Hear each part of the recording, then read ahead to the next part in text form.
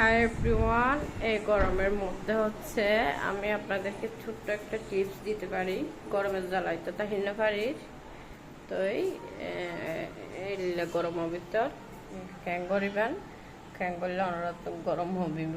যারা তো এসি আছে তারা এসি ব্যবহার করে, আর যারা তো এসি নেই তারা ক্যাং করিবে। এনাই টিপস দিই, এই যে যদি ফ্রিজ থাকে আমি ফ্রিজ খুলে কিছুক্ষণ ফ্রিজের মধ্যে একদম ফ্রিজের বাতাস খাবো, ফ্রিজের মধ্যে ঢুকে থাকবো। কত শান্তি!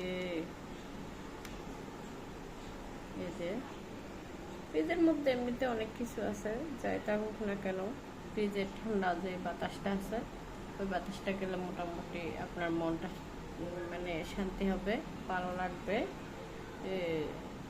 এই গরমের মধ্যে এরকম ছোট্ট টিপসটা আপনারা ব্যবহার করতে পারেন, সবার কাজে আসবে কিন্তু।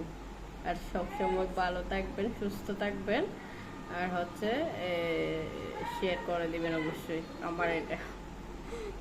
ধন্যবাদ, সবাই ভালো থাকবেন। আসসালামু আলাইকুম।